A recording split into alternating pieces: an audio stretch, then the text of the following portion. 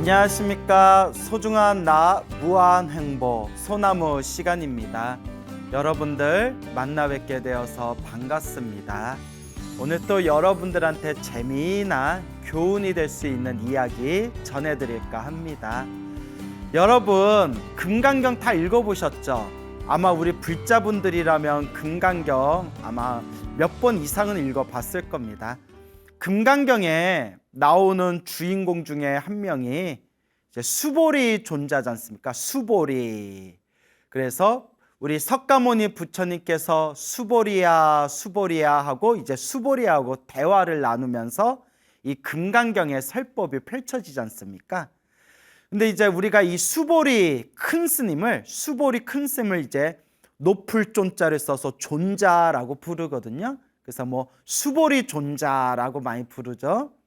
이 수보리 큰 스님, 수보리 존자의 별명이 무쟁제일이라고 불립니다. 무쟁제일, 없을 무, 다툴 쟁, 다툼이 없다.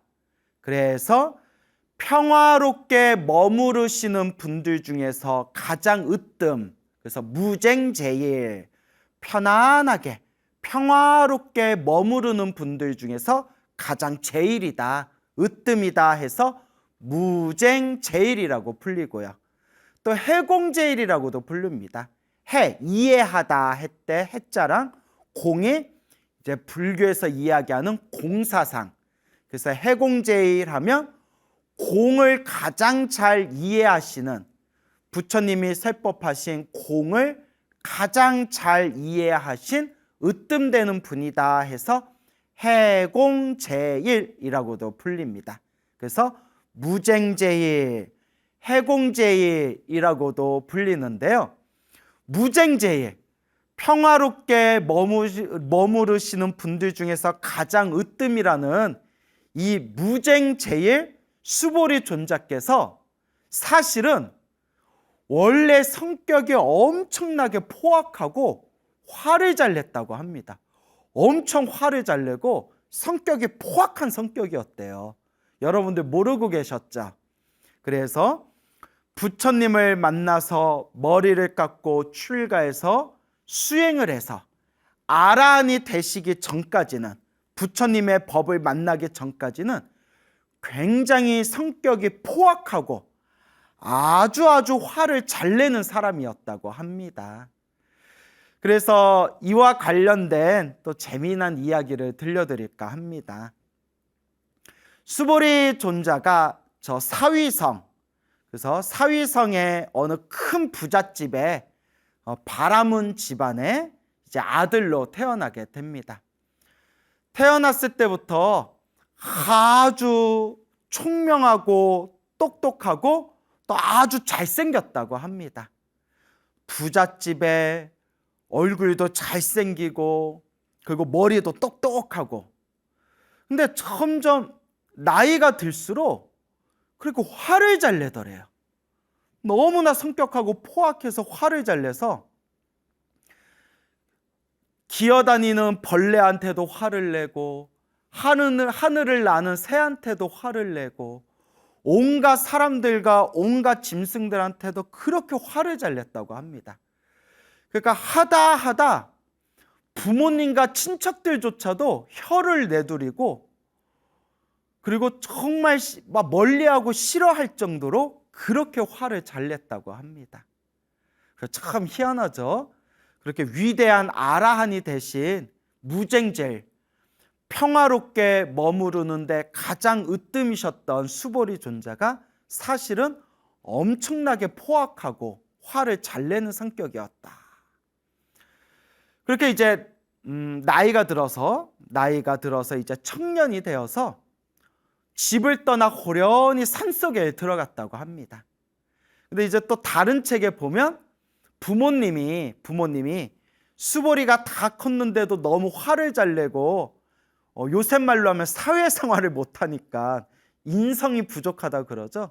인성에 문제가 있고 사회생활을 못하니까 보다 산에 들어가서 마음 좀 닦아라, 마음 공부 좀 해라 해서 아버지가 사람을 시켜서 산으로 보냈다. 뭐 그런 내용도 있고요. 좀 책마다 내용이 살짝 좀 다른 부분이 있습니다. 자, 어쨌거나 수보리가 나이가 들어 청년이 돼서 호련히 집을 떠나 깊은 산속에 들어갔는데, 산속에서도 그 승질머리가 어디 가지 않지 않습니까? 산에서도 그렇게 화를 내는 거예요. 짐승이 보이면 막 짐승한테 화를 내고, 벌레가 보이면 벌레한테도 화를 내고, 새가 날아다니면 새한테도 화를 내고. 그래서 책에 보면 이런 내용이 나옵니다. 심지어 바람이 불어 나무가 흔들렸는데, 바람이 불어 나뭇가지가 흔들리면 바람에다가도 화를 내고 나무에다가도 화를 냈대요. 야, 이 정도면 좀 상태가 심각한 거죠. 그렇게 이제 화가 강한 거예요. 그때 그 산에 산신이 있었는데, 산의 신, 산신이 수보리가 화내는 모습을 보고 어느 날 호련히 수보리 앞에 산신이 몸을 다 나타나면서, 그대여, 그대가 이 산속, 이 깊은 산속에 들어온 이유가 어디에 있는가? 이 산에 들어왔으면 마음을 잘 닦고 공덕을 닦아야지, 이 깊은 산속에 들어와서도 어찌하여 그렇게 사방팔방에 그렇게 화를 내고 신경질을 내는가? 그러면서 산신이 이렇게 이야기합니다. 저 멀리 기원정사라는, 기수국 고도건이라고도 부르죠. 기수국 고도건, 줄여서 저 기원정사에 가면 세상에서 가장 거룩하신 분, 위대한 깨달음을 얻으신 부처님이 계시니, 그대여 어서 기원정사에 가서 부처님께 귀의하고 부처님께 이 소중한 이 가르침을 잘 닦아라라고 산신이 이제 수보리에게 조언을 해줍니다. 수보리가 듣고 깜짝 놀랐대요. 세상에 그렇게 위대하신 분이 출연하셨습니까? 제가 그분을 만나 뵙고 싶은데, 그 위대하신 분을 만나 뵙고 싶은데 어떻게 가야 합니까? 라고 산신한테 이야기하니까 산신이 이제 기특하게 생각이 되었나 봐요. 부처님을 뵙고 싶은가? 부처님을 뵙고 싶은가? 그러면 내가 자네를 부처님 앞에까지 내가 데려다 주겠네. 산신이 이제 자기의 신통력으로 이제 수보리를 데리고 부처님이 계신 기원정사까지 데려다 줍니다. 그래서 산신이 수보리에게 이렇게 얘기합니다. 눈에 딱 감아라. 눈에 딱 감고 잠깐만 기다리면 내가 부처님이 계신 곳까지 한 번에 슝 하고 부처님이 계신 곳에 내가 데려다 주겠다. 그래서 수보리가 눈을 딱 한 번 감은 사이에 산신이 신통력으로 수보리를 딱 데리고 기원정사에 슝 하고 한 번에 이제 날아가게 됩니다. 그리고 기원정사에 들어가서 거룩하신 우리 부처님, 석가모니 부처님, 우리 세존에게 이제 그 앞에 딱 가가서 부처님의 모습을 보는 순간 그 황금빛 찬란한 거룩한 부처님 모습에 엄청난 희열과 기쁨과 행복을 느끼게 됩니다. 그래서 자기도 모르게 엄청난 감동과 감격을 느끼면서 거룩한 부처님 발 아래 3배의 예를 올립니다. 오 부처님, 제가 인사드리겠습니다. 부처님께 발 아래 이제 절 3번 3배를 올립니다.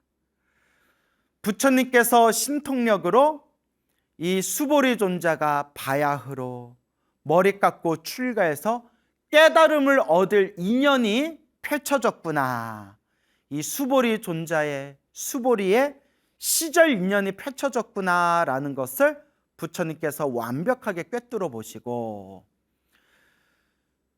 부처님께 3배를 올린 수보리에게 이제 법문을 설하십니다. 부처님께서 소중한 위대한 법문을 설하시는데 그 중에서 특히 화에 대해서, 성냄에 대해서, 분노에 대해서 법을 설하셨다고 합니다. 그렇죠. 우리 부처님께서는 중생들에게 법을 설하실 때 반드시 그 중생들의 수준을 다 꿰뚫어 보고 중생들의 그릇을 다 꿰뚫어 보고 그 중생들 눈높이 수준에 맞춰서 법을 설하신다고 합니다. 그것을 대기설법이라고 합니다. 대기설법. 상대의 수준에 맞춰서 상대의 눈높이에 맞춰서 법을 설하신다. 그래서 평소에 화가 많고 성냄이 많고 분노가 가득한 수보리에게 이 화에 대해서 법문을 하십니다. 이 화를 내고 성을 내는 것은 자기 몸을 태우는 불과 같은 독이다. 이렇게 성을 내고 화를 내고 분노를 일으키는 것은 그 뿌리가 바로 어리석음에 있다. 이번 생 이렇게 화를 내고 성을 내고 이와 같이 분노를 일으키는 삶을 살면 다음 생에 악한 세상, 나쁜 세상, 악도에 떨어지게 될 것이다. 그리고 수없는 생 동안 지옥 악의 축생을 돌고 돌면서 자기가 화를 내고 성을 냈던 그 업보를 스스로 그 무서운 업을 받게 될 것이다. 이와 같은 화와 성냄과 분노에 대해서 부처님께서 인과 업보의 법문을 설하시니 수보리가 그 자리에서 털끝이 곤두서는 듯한 그런 두려움과 부끄러운 마음을 느끼게 됩니다. 이것도 우리 수보리가 전생에 닦은 게 많아서 그래요. 전생에 닦은 게 많으니까 부처님의 법문을 듣고 또 이 화와 성냄에 대한 그런 무서운 업보에 대한 이야기를 듣고 공포와 두려움과 무서움을 느낄 수가 있는 거지. 업장이 두껍고 업보가 두꺼운 사람들은 아무리 부처님 좋은 이야기를 해줘도 니나 잘해라 막 이러면서 듣지도 않아요. 예. 그나마 우리가 여러분 부처님 가르침을 달게 들을 수 있는 것 자체가 전생에 복을 많이 짓고 성근이 있다는 증거입니다. 우리 불자님들이 불교 TV를 가까이 하면서 불교 TV에 부처님의 좋은 말씀, 스님들 좋은 법문을 귀담아 들을 수 있다는 것은 성근이 있다는 증거예요. 여러분들이 우리 불교 TV 소나무를 보면서 여러분들이 마음의 불심을 키워나가고 인과 업보의 무서움을 느낀다는 것은 그래도 여러분들이 전생에서부터 지은 복이 많다는 겁니다. 그러니까 우리가 이번 생에 사람으로 태어난 것을 고맙게 여기고 이번 생에 부처님 가르침 만난 것을 소중하게 여기면서 우리가 이번 생에 잘 닦아야 됩니다. 이번 생에 잘 닦아야 됩니다. 명심하고 명심하셔야 됩니다. 잘 닦아야 한다. 그래서 이와 같이 부처님의 인과업보의 가르침을 듣고 그 자리에서 공포와 두려움과 부끄러움을 느끼면서 부처님, 제가 지금까지 살아오면서 화를 내고 성을 내고 분노를 일으키고 어리석게 살았던 저의 삶을 참회합니다. 저는 거룩한 마음으로 거룩하신 부처님께 귀의합니다 하는 순간 부처님의 설법을 들으면서 이 수보리가 수다원이라는 깨달음을 얻게 됩니다. 수다원. 그래서 이미 앞에서 다 설명드렸지만 우리가 번뇌와 망상이 사라진 거룩한 성자를 아라한이라고 하죠. 아라한의 경지에 이르는 게 4단계가 있다고 했죠. 1단계 수다원, 2단계 사다함, 3단계 아나함, 4단계 아라한. 그래서 우리 금강경에 자세히 나오죠. 그래서 수다원, 사다함, 아나함, 아라한. 그래서 수다원을 다른 말로 또 예류, 예류과 예류라고도 부릅니다. 아라한을 될 수 있는 첫 번째 깨달음, 수다원의 거룩한 깨달음을 얻게 됩니다. 수다원의 깨달음을 얻으면서 수보리는 부처님께 이와 같이 간청을 합니다. 거룩하신 세존이시여, 저는 부처님의 제자가 되고자 하옵니다. 제가 머리 깎고 부처님의 제자가 되고자 하오니 저를 출가 제자로 받아주시옵소서 하는 순간 부처님께서 잘 왔노라 비구여 라고 말씀하십니다. 잘 왔도다 비구여, 잘 왔노라 비구여 하는 순간 수보리의 머리카락이 우수수수수 떨어지고 몸은 저절로 뿅 하고 스님들이 입는 승복, 가사로 뿅 하고 옷이 변해서 머리를 깎고 가사를 입은 거룩한 비구 스님의 모습으로 뿅 하고 변하게 됩니다.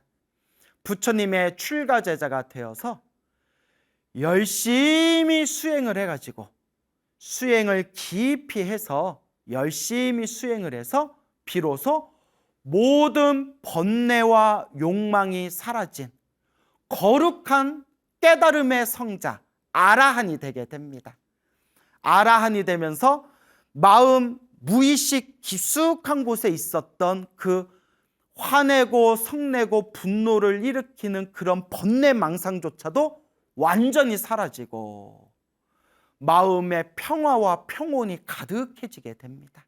그래서 수많은 사람들에게 항상 평화 속에서 머무르시는 분, 항상 편안하게 머무르는데 가장 으뜸이신 분 해서 무쟁제일, 수보리 존자라고 불리게 되었다고 합니다.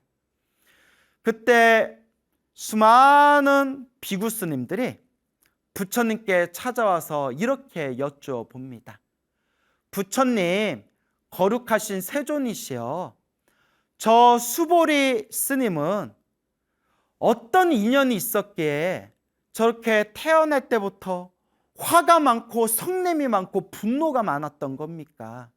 그리고 전생에 또 어떤 인연이 있어서 저와 같이 석가모니 부처님을 만나고 얼마 되지 아니해서 저렇게 잠깐 수행을 했는데 저와 같이 위대한 아라한이 된 것입니까? 이게 어떤 인연입니까? 라고 부처님께 여쭈어 봅니다. 그때 부처님께서 이와 같이 말씀하십니다. 그대들이여, 그대들을 위해서 자세히 분별해 해설해 주겠노라. 마땅히 잘 들어라. 머나먼 과거 전생에, 수없는 과거 전생에 가섭불 시대 때, 가섭 부처님. 그래서 우리가 석가모니 부처님을 기준으로 해서 석가모니 부처님 바로 전에 부처님을 가섭 부처님이라고 부르고요. 석가모니 부처님 이후에 미래에 오실 부처님을 미륵 부처님이라고 부릅니다. 그래서 과거에 수많은 부처님이 계셨지만 석가모니 부처님 바로 전에 출현하셨던 부처님을 가섭 부처님이라고 부릅니다. 가섭 부처님, 가섭 부처님 시대 때 그때 부처님께서 널리 법을 전하고 계셨는데 그때 수많은 비구 스님들이 있었다. 그 수많은 비구 스님 중에서 항상 신도들에게 권해서 신도들에게 청을 해서 스님들에게 널리 공양을 올리게끔 하는 그런 공덕주, 널리 공덕을 짓는 공덕주 비구 스님이 있었다. 그때 같이 정진하던 어떤 비구 스님과 어떤 도반 스님 되겠죠?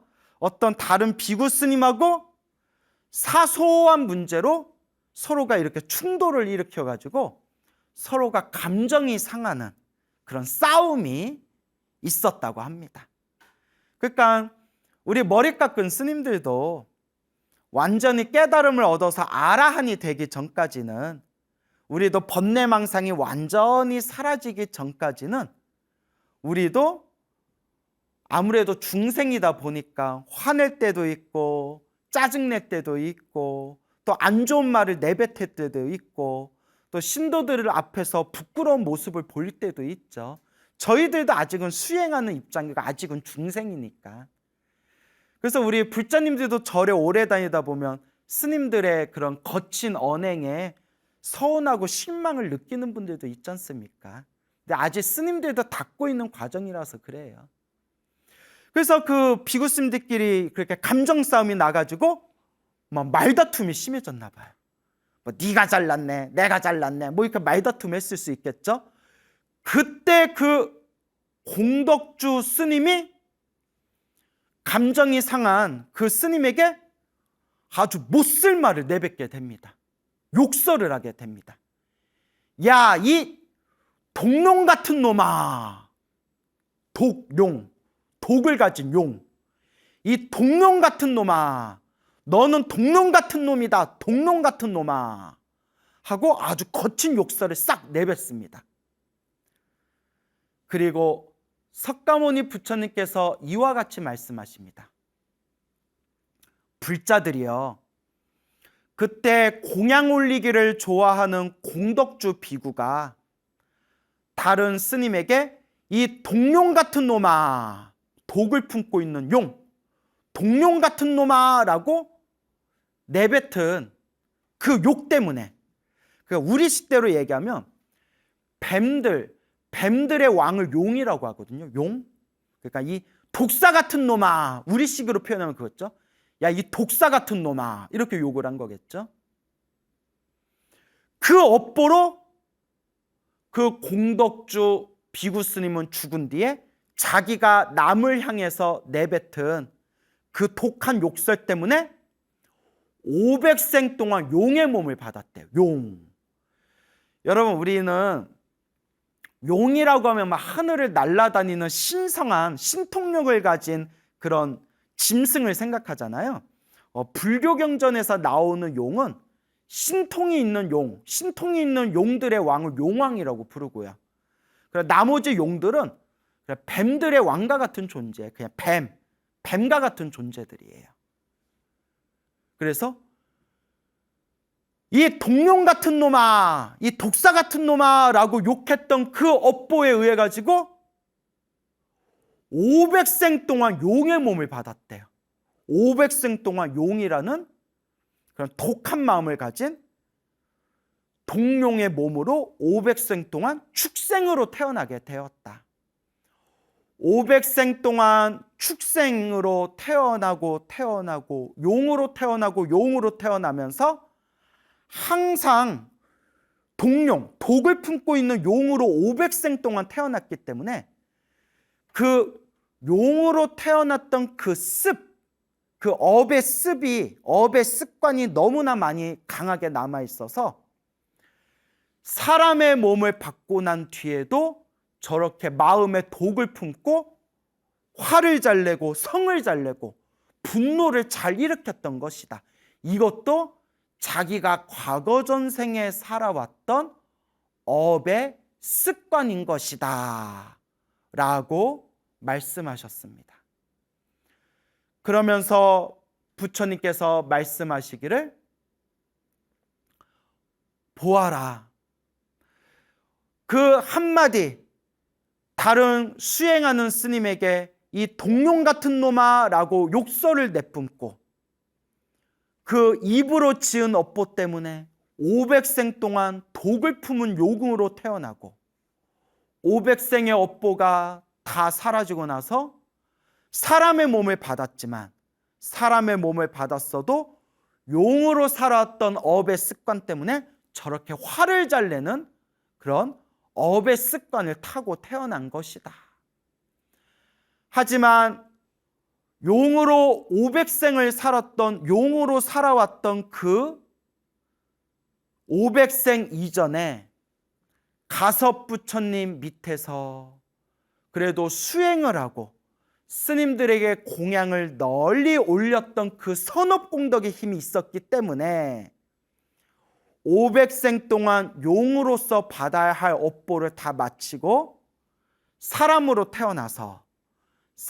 태어난 뒤에 그래도 가섭 부처님 밑에서 수행을 하고 스님들께 공양을 많이 올린 그 공덕의 힘에 의해서 이번 생에 석가모니 부처님을 만나 석가모니 부처님의 가르침 아래 모든 욕망과 번뇌와 망상이 사라진 거룩한 성자 아라한이 될 수 있었던 그런 선업, 그런 공덕을 받게 된 것이다 라고 부처님께서 말씀하셨습니다. 이와 같이 우리 수보리 존자가 수많은 과거전생 가섭부처님 시대 때 수행을 하고 스님들 공양 올리기를 좋아하는 그런 훌륭한 스님이었지만 순간의 화를 이기지 못하고 다른 스님에게 이 동룡 같은 놈아, 이 독사 같은 놈아 라고 욕을 한 그런 분노를 일으켰던 그 업보로 500생 동안 용으로 축생으로 태어나는 업보를 받았고 뱀들의 왕인 용으로 태어나는 업보를 받게 되었고 500생 동안 그 업보를 갚은 뒤에 사람으로 태어났지만 사람으로 태어난 뒤에도 용으로 오랫동안 살아왔던 전생의 업보 때문에 화를 잘 내고 성을 잘 내고 마음에 도끼를 품은 그런 업의 습관이 있었던 겁니다.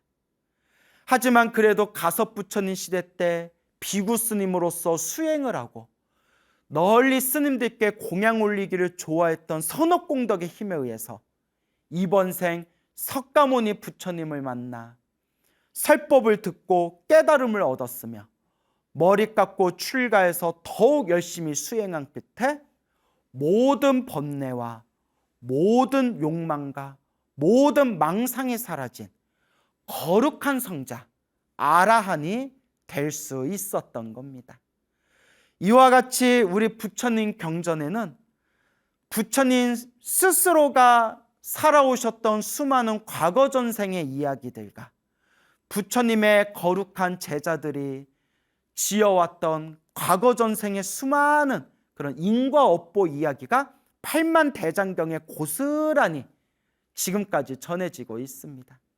이런 내용들을 통해서 인과 업보가 정말 무섭구나. 잘하면 잘한 대로, 못하면 못한 대로 이 업을 다 자기가 받으면서 살아가는 것이구나 라는 것을 느끼게 됩니다. 우리가 이 이야기를 통해서 항상 명심해야 됩니다. 수보리 존자가 가섭부처님 시대 때 비구 스님이셨고 스님들께 널리 공양 올리기를 좋아하시는 좋은 스님이셨는데도 그때 말 한마디, 독한 말 한마디 툭 내뱉은 그 업보로 500생 동안 용의 몸을 받았습니다. 우리가 한번 스스로를 한번 돌아봅시다. 우리는 이번 생만 놓고 봤을 때 얼마나 많은 입으로 지은 업, 얼마나 많은 구업을 지어왔단 말인가. 우리 한국 사람들 욕을 얼마나 잘해요. 우리 한국 사람들 욕 얼마나 잘합니까? 예? 뭐 강아지도 나오고 송아지도 나오고, 예? 뭐 1, 2, 3, 4, 5, 6, 7, 8, 9, 10도 나오고 얼마나 한국 사람들 욕 잘해요. 그리고 우리 불자님들도 우리 절에 다니는 불자님들이 기본적으로 좀 착하세요. 성품들이 좀 착하신 편인데 근데 우리 불자님들도 중생이라 그런지 입으로 구업을 많이 지어요. 아마 이거 방송 보고 계신 소나무 보고 계신 우리 불자님들도 아마 절에 오래 다니신 분들은 느껴지는 바가 있을 겁니다. 우리 주변의 불자님들 보면 입으로 구업을 많이 짓는 경우가 있습니다. 그러니까 하도 우리 불자들이 구업을 많이 짓고 중생들이 구업을 하도 많이 지으니까 우리 큰 스님들이 천수경을 만들 때 천수경 첫 구절이 뭐죠? 정구업진언, 정구업진언, 구업, 입으로 지은 업을 깨끗하게 하는 진언, 수리수리 마수리 수수리 사바하라고 나오지 않습니까? 우리가 참 구업을 많이 짓습니다. 저도 이렇게 제 자신을 돌이켜보면 나도 참 업을 많이 짓고 있구나. 그래서 제가 지은 업이 많아서 이렇게 염불을 간절히 자꾸 염불을 하는 이유이기도 합니다. 그 한마디, 야, 이 동룡 같은 놈아. 그 한마디에 500생 동안 독한 용의 몸을 받았다. 불심이 없는 분들은 이런 얘기를 들으면 헤이, 아우, 무슨 개뻥. 야, 이 동룡 같은 놈아 라고 얘기했다고 500생 동안 용을 받았으면, 야, 그러면 세상 사람들 중에 욕 한 번 안 한 사람이 없고, 그러면 다음 생에 다들 짐승으로 태어나겠네? 이렇게 이제 삐딱하게 생각하는 사람도 있을 것이고, 정말 부처님 가르침을 있는 그대로 의지하고 부처님의 가르침을 깊이 믿는 불자라면 오히려 이런 이야기를 통해서, 아, 인과 업보가 무섭다. 이 업보라는 게 무섭구나. 내가 더 조심해야 되겠구나. 내가 더 이 입을 조심해야 되겠구나. 몸으로 지은 업, 입으로 지은 업, 생각으로 지은 업, 이 내가 지은 업보를 참회하고 참회해야 되겠구나 라는 수행의 마음을 일으키게 될 겁니다. 그러니까 이 소중한 부처님의 가르침을 만나는 것도 결국 자기 복이고, 부처님의 가르침을 만났는데도 올바르게 잘 닦아나가는 사람들이 있고, 부처님의 법을 만났지만 오히려 복을 까먹는 사람들도 있습니다. 우리는 늘 스스로를 살펴봐야 됩니다. 남을 볼 게 아니라 스스로 나는 지금 복을 짓고 있는가, 복을 까먹고 있는가 라는 것을 무섭게 생각해야 됩니다. 그래서 이 화라는 부분에 대해서 오래전에 소나무에서도 여러 번 말씀을 드렸지만, 우리들이 화를 잘 내지 않습니까? 화를 내고 신경질을 내고 짜증을 내는 것도, 막 남에게 화를 내는 것도 그게 내 마음의 독이라는 업보로서 쌓이게 됩니다. 그래서 부처님 경전에 나오는 말씀입니다. 사람이 화를 잘 내고 사람이 이 분노를 잘 일으키면, 남에게 화를 잘 내면 그 업보로 다음 생에 독사로 태어날 확률이 크다고 합니다. 다음 생에 독사로 태어난다. 화를 잘 내고 막 신경질을 내는 게 그게 독이 돼가지고 다음 생에 항상 독을 품고 살아가는 독사의 몸을 받는다고 합니다. 무섭지 않습니까? 그리고 화를 잘 내는 사람은 다음 생에 사람으로 태어나도 못생긴 얼굴로 태어난다. 아주 못생긴 얼굴로 태어난다라는 부처님 말씀이 있습니다. 그래서 부처님께서 말씀하시기를, 부처님께 꽃공양을 올리거나 부처님의 법당을 깨끗하게 청소를 한다거나, 혹은 부처님께 절을 많이 한다거나, 혹은 살아생전에 살면서 화를 내지 않는, 사람들에게 화를 내지 않는 그런 공덕을 닦는 사람들은 다음 생에 아주 잘생긴 그런 외모를 얻게 된다라고 부처님의 경전에 나옵니다. 그 중에서도 화를 내지 않는 공덕은 굉장히 크다고 합니다.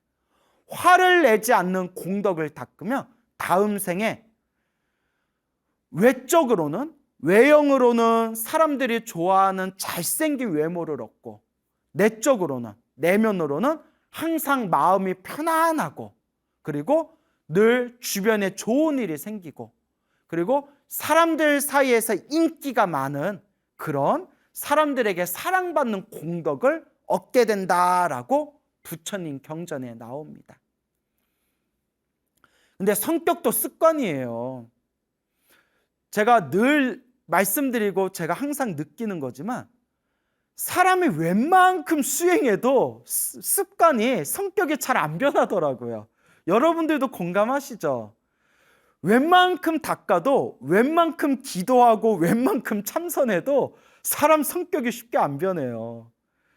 그래서 이런 얘기가 조금 부끄러운 얘기지만, 제 주변에도 오랫동안 참선하고 오랫동안 명상을 해도 화 잘 내는 사람들 많아요. 예. 오랫동안 부처님 절에 다니면서 기도해도 화 잘 내는 사람들 많더라고요.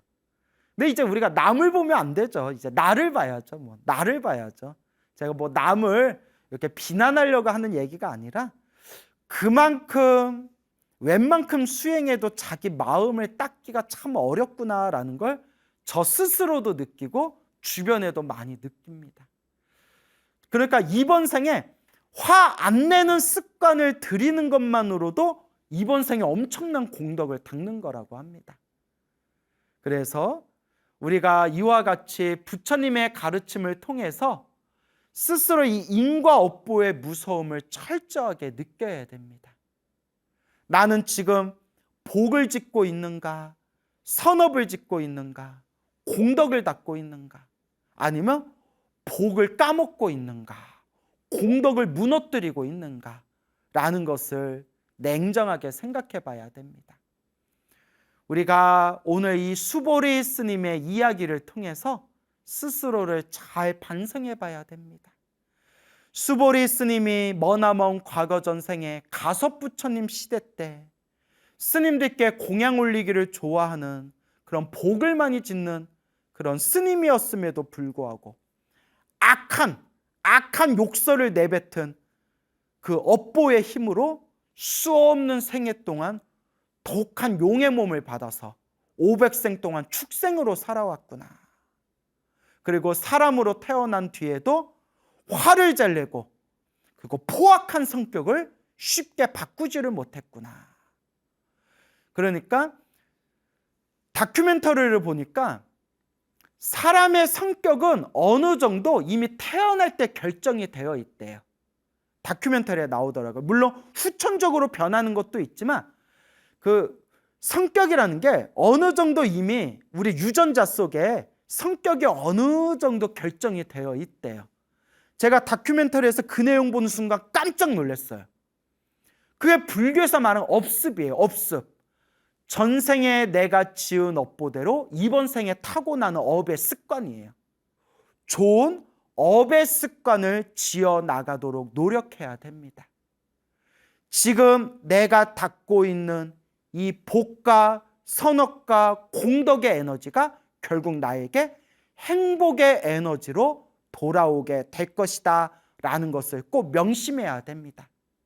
그렇기 때문에 내 앞에 펼쳐진 좋은 일도 내 앞에 펼쳐진 나쁜 일도 행복도 불행도 다 내가 지은 업의 인연이다. 우리 중생이 살아가는 이 모든 모습이 나의 업의 습관이고 내가 지은 업보의 인연들이다라는 것을 명확하게 꿰뚫어 보시기 바랍니다. 그래서 닦아야 됩니다. 늘 닦아야 합니다. 꾸준히 닦아야 합니다. 결국 행복도 불행도 내가 지은 나의 선택입니다. 그러니 우리 불자 여러분, 우리 잘 닦아 나갑시다. 여러분, 행복해지고 싶습니까? 행복한 삶을 창조하고 싶습니까? 복을 지으십시오. 선업을 지으십시오. 공덕을 쌓으십시오. 복과 선업과 공덕의 힘이 여러분들을 진정한 행복의 길로 이끌어 줄 것입니다. 여러분, 성불하십시오.